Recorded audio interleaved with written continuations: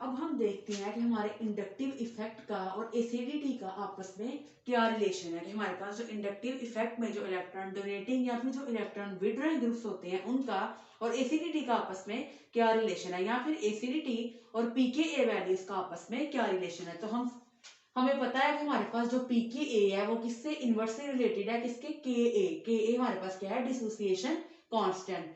कि अगर जितनी पीकेए वैल्यू ज्यादा होगी तो के वैल्यू उतनी ही कम होगी, या फिर अगर पीकेए वैल्यू कम होगी तो के वैल्यू उतनी ही ज्यादा होगी। और के वैल्यू ज्यादा या कम होने का मतलब क्या है कि अगर हमारा एसिड ज्यादा डिसोसिएट होगा तो मतलब के वैल्यू उतनी ही ज्यादा होगी, और अगर हमारा एसिड कम डिसोसिएट होगा तो मतलब के वैल्यू उतनी ही कम होगी।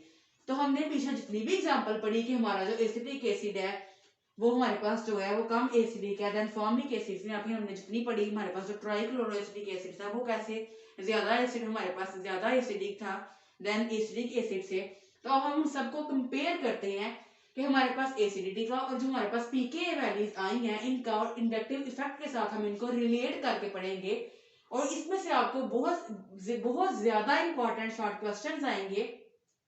मैं अभी अपने वीडियो के लास्ट में आपको बताऊंगी कि पेपर के पॉइंट ऑफ व्यू से इसमें से कौन कौन से शॉर्ट क्वेश्चंस जो हैं वो आपको मस्ट आएंगे। तो इसलिए आप इसको ध्यान से समझिएगा। इसमें बहुत सारे शॉर्ट क्वेश्चंस हैं जो पेपर में जरूर आते हैं इंडक्टिव इफेक्ट के टॉपिक में। तो देखिए हमारे पास सबसे पहले क्या है, formic acid HC double bond OH। देखिए इसकी पीके वैल्यू कितनी है, 3.75। तो हमें पता है कि हमारे पास जो हाइड्रोजन था वो क्या था, इलेक्ट्रॉन विड्रॉइंग ग्रुप था। तो हमारे पास जब HC डबल बॉन्ड OH हमारे पास जो फॉर्मिक एसिड है इस एसिड की जब डिसोसिएशन होगी तो हमारे पास क्या बनेगा, HC double bond O negative plus साथ में हमारे पास क्या बनेगा, H पॉजिटिव। तो देखिए जो मेरा जो कार्बोक्सिलेट आयन है, जो मेरा हाइड्रोजन है, ये क्या करेगा, ये अपनी तरफ विड्रॉ करेगा इलेक्ट्रॉन डेंसिटी को, ये अपनी तरफ क्या कर लेगा, विड्रॉ करेगा। तो इस कार्बोक्सिलेट आयन को ये क्या कर देगा, स्टेबलाइज कर देगा। तो इसीलिए हमारे पास जो फॉर्मिक एसिड है वो स्ट्रॉन्ग एसिड है। एज कम्पेयर टू हम इसको बाकी से रिलेट करके नहीं अभी कह रहे, लेकिन हम इसको सिर्फ ये कह रहे हैं कि हमारे पास जो एसिडिक फॉर्मिक एसिड है उसमें हमारा जो कार्बोक्सिलेट आयन होता है वो स्टेबलाइज होता है, इसलिए फॉर्मिक एसिड जो है वो इजीली आयोनाइज हो जाता है। और इसकी पीके वैल्यू कितनी आई, 3.75। देखिए इसकी पीके वैल्यू ज्यादा 3.75 है ना। तो इसको अगर हम रिलेट करें के वैल्यू से, जिसकी पीके वैल्यू ज्यादा होती है उसकी के वैल्यू कम होती है। जिसकी के वैल्यू मतलब कम है कि इतना ज्यादा ये डिसोसिएट नहीं करेगा, इसकी वैल्यू है 3.75।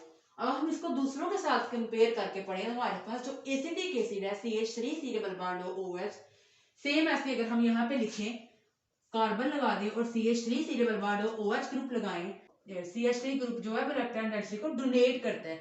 तो ये क्या करेगा, ये इलेक्ट्रॉन डेंसिटी को डोनेट करेगा इस O नेगेटिव कार्बोक्सिलेट आयन की तरफ।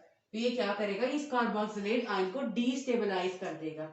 इसलिए हमारे पास जो इसकी पीके वैल्यू होती है वो 4.75 है। तो देखिए पीके वैल्यू कितनी ज्यादा आई है, मतलब जितनी पीके वैल्यू ज्यादा उतनी ही के वैल्यू कम।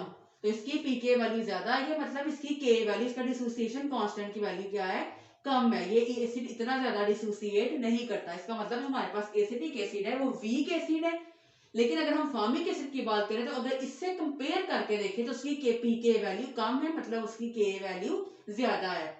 तो ये मोस्ट इंपॉर्टेंट शॉर्ट क्वेश्चन है आपको बीएस केमिस्ट्री के पेपर में कि हमारे पास जो एसिडिक एसिड है, why acidic acid is weaker then formic acid. हमारे पास एसिडिक एसिड जो है वो क्यों वीक एसिड है देन फॉर्मिक एसिड से।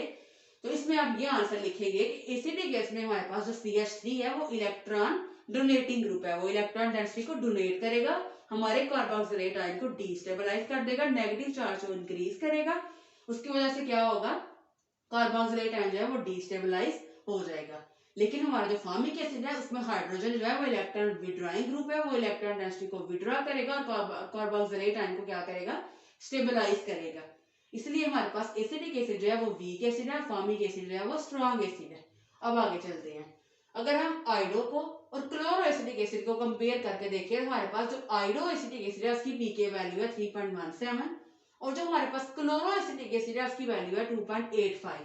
अब देखिए इसकी पीके वैल्यू ज्यादा है, मतलब इसकी के वैल्यू कम है। और इसकी pKa वैल्यू कम है, तो मतलब इसकी Ka वैल्यू ज्यादा। अब देखिए ऐसा क्यों है। अगर हम आयोडीन की बात करें तो हम देखते हैं ना, हमारे पास सबसे पहले फ्लोरीन है, फिर उसके बाद क्लोरीन, फिर उसके बाद हमारे पास ब्रोमीन और उसके बाद आयोडीन।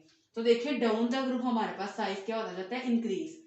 फ्लोरीन का साइज जो है वो कम होगा एज कम्पेयर टू क्लोरीन, फिर उसके बाद ब्रोमीन और आयोडीन। देखिए आयोडीन जो है वो पहले आ रहा है और आयोडीन जो है वो लास्ट पे आ रहा है, क्लोरीन जो है वो पहले। अगर हम पीरियोडिक टेबल की बात करें तो क्लोरीन जो है वो पहले आ रहा है, आयोडीन जो है वो बाद में आ रहा है। अब देखिए क्लोरीन का साइज जो है वो स्मॉल होगा एज कम्पेयर टू आयोडीन, तो इसकी इलेक्ट्रोनेगेटिविटी वैल्यू भी क्या होगी, ज्यादा होगी। ये इलेक्ट्रॉन डेंसिटी को ज्यादा विड्रॉ करेगा एज कम्पेयर टू आयोडीन।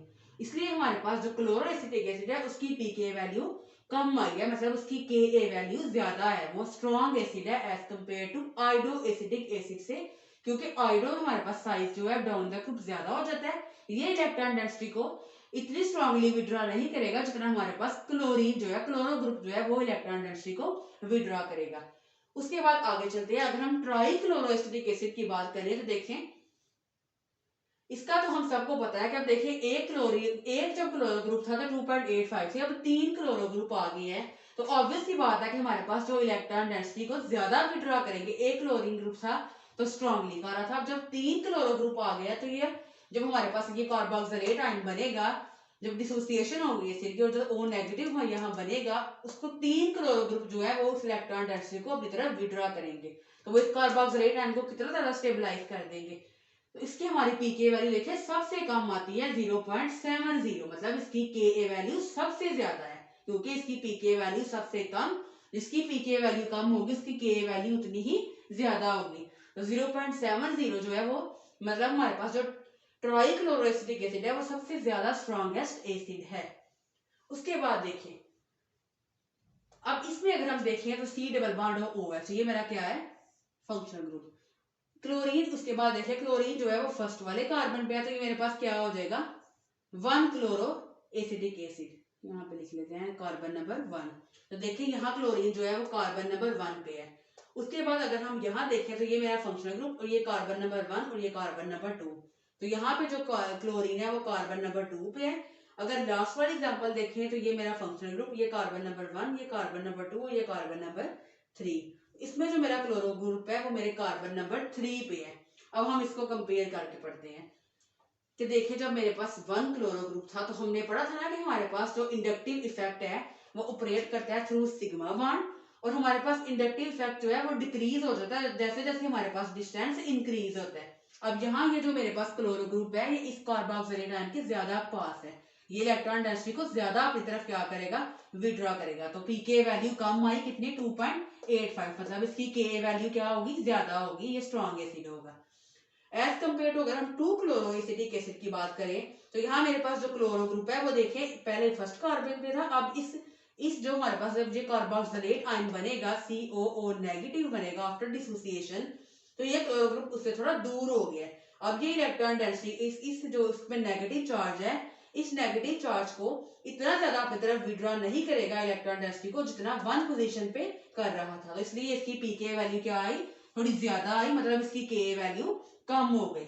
इसकी पीके वैल्यू कितनी आई, 4.05, तो मतलब इसकी के वैल्यू कम है, ये इतना स्ट्रॉन्ग एसिड नहीं है। उसके बाद अगर हम 3 क्लोरो एसिटिक एसिड की बात करें तो यहाँ देखें यहाँ मेरा जो क्लोरो ग्रुप है वो कार्बन नंबर 3 पे चला गया है। अब जितना ये कार्बन 1 पे इलेक्ट्रॉन डेंसिटी को विड्रॉ कर रहा था उतना ये कार्बन नंबर 2 पे नहीं किया, जब ये कार्बन नंबर 3 पे जाएगा तो ये इलेक्ट्रॉन डेंसिटी को उतना ही कम विड्रॉ करेगा, क्योंकि हमारे पास जो इंडक्टिव इफेक्ट है वो जितना जितना डिस्टेंस इंक्रीज होता जाए उसका इफेक्ट उतना ही डिक्रीज होता जाता है। जब कार्बन नंबर 3 पे क्लोरो ग्रुप आया तो ये इलेक्ट्रॉन डेंसिटी को उतनी ही वीकली विड्रॉ करेगा, उतनी स्ट्रांगली विड्रॉ नहीं करेगा। तो इसकी पीके वैल्यू और ज्यादा आ गई 4.52, मतलब इसकी के वैल्यू और कम, जिसकी पीके वैल्यू ज्यादा आएगी इसकी के वैल्यू क्या होगी, कम होगी। मतलब के वैल्यू कम है तो मतलब वो वीक एसिड है, वो इतना ज्यादा डिसोसिएट नहीं करेगा, क्योंकि उसका कार्बोक्सिलेट आयन जो बनेगा आफ्टर डिसोसिएशन वो स्टेबलाइज नहीं होगा, इसलिए वो प्रेफर नहीं करेगा कि वो अपने हाइड्रोजन को लॉस करे और अपने जो कार्बोक्सिलेट आयन है उसको डिस्टेबलाइज कर दे। तो अगर आपको ये क्वेश्चन आए कि हमारे पास जो 2 क्लोरोएसिटिक एसिड है, 2 chloroacetic acid is strongest acid than 3 chloroacetic acid, तो आप लोग इसके आंसर में क्या लिखेंगे कि हमारे पास इसमें जो क्लोरो ग्रुप है वो कार्बन नंबर 2 पे है, हमारे पास इसमें जो हमारे पास क्लोरो ग्रुप है वो कार्बोक्सिलेट आयन से ज्यादा करीब है, इलेक्ट्रॉन डेंसिटी को ज्यादा स्ट्रांगली विड्रॉ करेगा। लेकिन हमारे पास 3 क्लोरोएसिटिक एसिड में जो क्लोरो ग्रुप है वो हमारे पास क्या है, कार्बोक्सिलेट आयन से दूर है, वो इतनी स्ट्रांगली इस नेगेटिव जो आयन जो हमारे पास जो नेगेटिव चार्ज बनेगा इलेक्ट्रॉन डेंसिटी को उतनी स्ट्रांगली विड्रॉ नहीं करेगा जितना वो कार्बन नंबर 2 पे या कार्बन नंबर 1 पे कर रहा था। तो ये मोस्ट इंपॉर्टेंट शॉर्ट क्वेश्चंस है हमारे पास इन एसिड में, कि हमारे पास इसमें बहुत ज्यादा शॉर्ट क्वेश्चंस आते हैं कि जो ट्राइक्लोरोएसिटिक एसिड है is strongest acid than chloroacetic acid. ये मोस्ट इंपॉर्टेंट शॉर्ट क्वेश्चन है। तो उसमें आप क्या लिखते हैं कि हमारे पास इसमें 3 क्लोरो ग्रुप है जो इलेक्ट्रॉन डेंसिटी को अपनी तरफ विड्रॉ करते हैं। और ये जो हमारे पास शॉर्ट क्वेश्चंस हैं ये बीएस केमिस्ट्री के पेपर में पहले आ चुके हैं। ये हमारे पास जो ट्राइक्लोरोएसिटिक एसिड है वो स्ट्रॉन्गेस्ट एसिड है देन क्लोरोएसिटिक एसिड। ये दो हमारे पास मोस्ट इंपॉर्टेंट शॉर्ट क्वेश्चंस हैं कि एक हमारे पास जो है वो acetic acid is weaker acid than formic acid, क्योंकि इसमें इलेक्ट्रॉन डोनेटिंग ग्रुप आ गया। और उसके बाद trichloroacetic acid is strongest acid than chloroacetic acid. ये टू जो हमारे पास क्वेश्चंस है ये मोस्ट इंपॉर्टेंट शॉर्ट क्वेश्चंस है। उसके बाद इन तीनों में से भी हमारे पास जो है वो शॉर्ट क्वेश्चन बनते हैं किस तरह कि 2 chloroacetic acid is strong acid than 3 chloroacetic acid. ये हमारे पास जो 1 क्लोरोएसिटिक एसिड है वो स्ट्रॉन्ग एसिड है देन 3 क्लोरोएसिटिक एसिड से। तो इसी तरह आपको ये शफल करके आप लोगों को क्वेश्चन जो है पेपर में आ सकते हैं कि हमारे पास मोस्ट इंपॉर्टेंट क्वेश्चंस है कि इंडक्टिव इफेक्ट का एसिडिटी से और उसके बाद पीके वैल्यू से क्या रिलेशन है।